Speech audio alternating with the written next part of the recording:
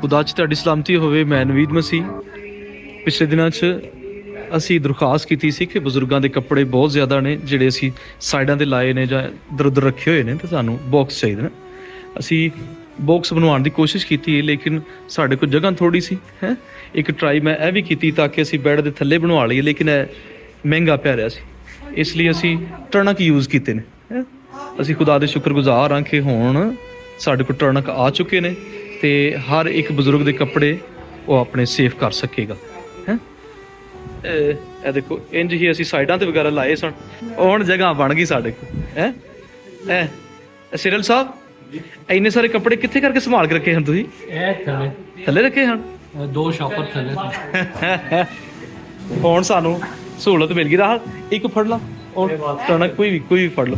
गिल साहब के कपड़े आप रखो तुसीं। हाँ गिल साहब के कपड़े असी इंज रखे हैं सारे। ए वेखो सोनिया के कपड़े हैं। सोनिया इन्ने सारे कपड़े थे, हुण ठीक है, हुणे संभाल लिया। अच्छा ए कामरान साहब दे हैं, ए साइडों ते लाए। हाँ वेखो किन्ने बड़े। बड़ी दिक्कत रही कि नहीं? बड़ी मुश्किल सी, कदी किधर छापर बनते हैं, कदी किधर छापर बनते। ए अपने आदिल साहब ने भी छापर बन के ते थले वाड़े हैं। ए हुण तुसीं तुहाडा टर्नक आ गया है। इस तरह असी हुणे कवर करने, असी अपने ओल्ड एज होम च कोई ना कोई बेहतरी लियाने की कोशिश करते हैं, अच्छा करने पे। लो जी चुको अपना। यह मजबूत भी है तो काफ़ी देर तक चलेगा। 3 है तुहाडे च, तुहाडा वेखो किन्ने च आंदे ने कपड़े। चुको जी, आदिल साहब भी आए ने अपना लैन वास्ते, तुहाडा भी एक आया जी।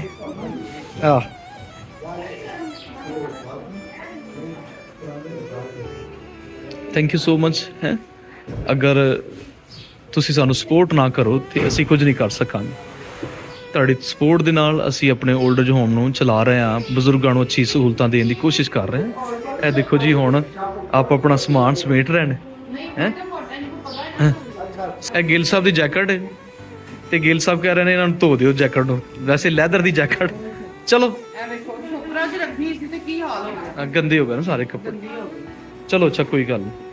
होर गिल साहब होर कड्डो, इन्हों राहुल कपड़े फड़ के उन्होंने विच रखो। सारे आप अपने संभाल के कपड़े रख लो। ए दुनिया दा चक्कर बेली एवें चलदियां रहना है। सुबह सवेरे चढ़ के सूरज शाम नूं ढलदियां रहना है। ए दुनिया दा चक्कर बेली एवें चलदियां रहना है। मिट्टी दे सब महल मनारे, मिट्टी सोना चांदी।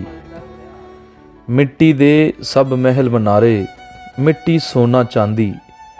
मिट्टी दे विच हर शै मिल के मिट्टी हुंदी जांदी। रंग रूप ते हुसन जवानी खाक च रलदियां रहना है। ए दुनिया दा चक्कर बेली एवें चलदियां रहना है।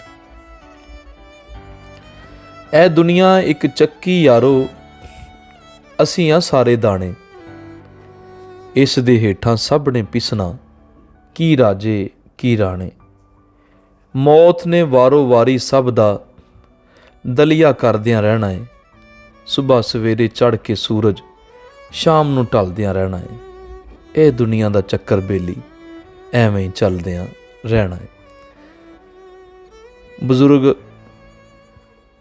मुख्तलिफ जगह तो मुख्तलिफ परेशानियां चों लंघ के साढ़े कोल इस खुदा दे घर च आए ने ते असीं पूरी कोशिश करने हैं ताकि बजुर्गों नूं किसी चीज़ की दिक्कत ना रहे।